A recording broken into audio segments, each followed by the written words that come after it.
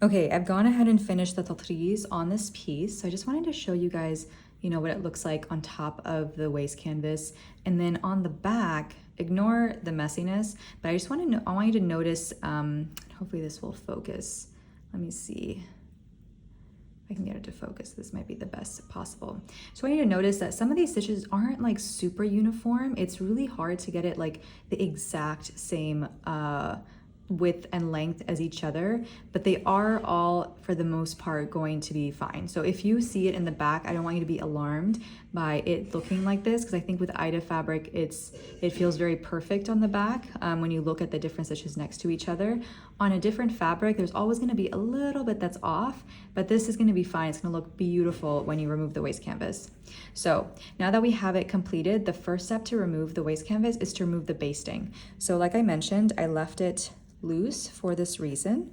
So I'm just going to go ahead and just use my needle and just remove this basting. It gets easier as you go.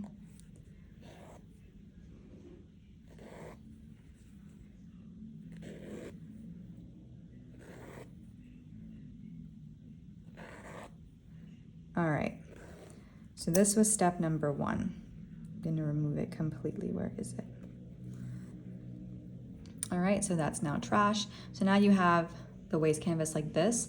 The next step is to actually try to cut as close as you can around the motif that you have, but you want to be careful not to cut into the fabric itself, right? So I actually made the mistake where I accidentally cut through my thobe, my ebbe. There is a hole, you can't see it, but there is a hole because I accidentally cut when I was removing the waist canvas, I accidentally cut it out.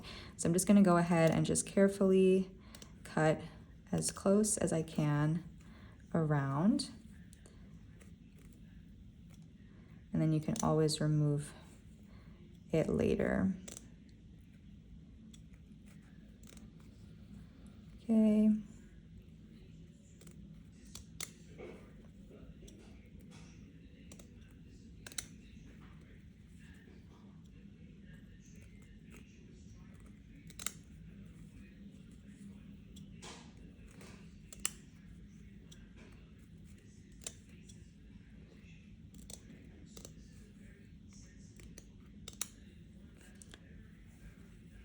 All right, so I've gone ahead and cut as close as I can.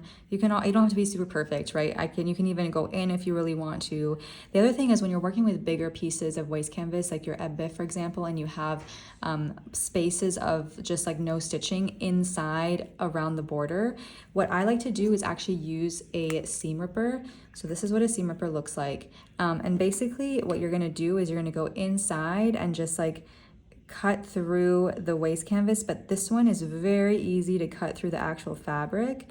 So I would go in like this. It's hard to kind of see, but it's not underneath this fabric, it's just underneath the waist canvas. And then you can go ahead and just cut it like that. So now I have this hole here. This is for bigger pieces. For this kind of small motif, you don't need it at all, but just wanted to give you a sense that a seam ripper can be very, very useful when you're removing the waist canvas as well for bigger pieces. All right, so let's go ahead and do the next step, which is the fun part, and that is using a pair of tweezers to remove all these different strands.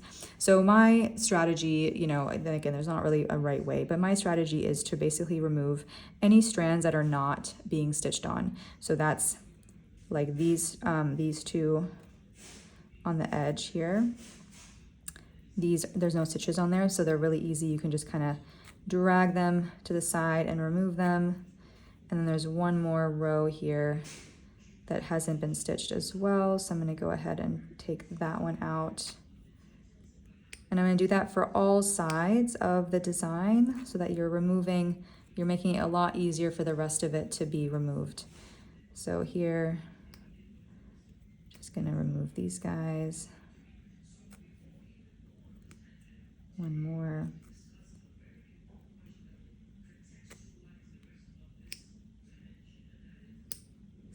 Get this guy. All right, next section.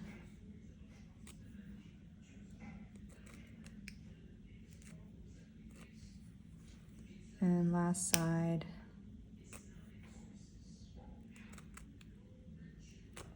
All right. right, so now I've gotten all of the different strands that have 0 stitching on them. All of these have at least 1 X impacting it. Now the next step is to remove it from underneath the stitches itself.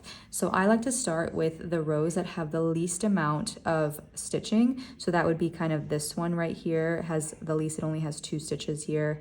So I would pull one at a time, and you don't want to pull it out this way like I was doing before. You're going to want to just nudge it a little bit so that you can get the edge of it, and then pull it from underneath the stitches.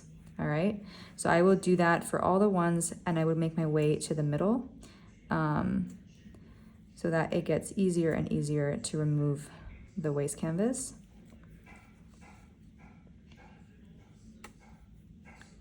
Okay, and then you're just gonna keep doing that until you finish the entirety of this. I mean, at a certain point with something this small, you probably can just remove it as for all of them at the same time. So I'll just go one at a time like this. And just make sure you're not touching the embroidery. Like, you don't want to accidentally tweeze the embroidery because that'll ruin your very, very hard work. But you're gonna go ahead and just keep doing this until you remove all of the waist canvas.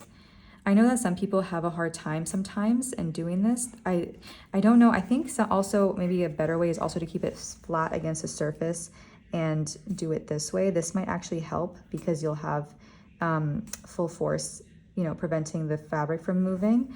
But otherwise, another trick that you can do if the waist canvas is feeling very, very starchy, and by the way, it is exactly like waist canvas in the sense that it does get softer as you use it. So the more you stitch using the waist canvas on this piece, the softer it will feel. It will never feel as soft as the fabric itself, but it will feel a little bit better. And so another alternative, if it's still feeling too starchy and really, really thick, is doing a mist of water on it. Don't do too much, but just do a mist. It'll help loosen up the starchiness from the waist canvas and make it a lot easier to remove. Now, once you have like one row done, these should come out pretty easily. You should be able to just take them all out at once, almost like this. And now you have done a beautiful motif on a different fabric. Look how good that looks.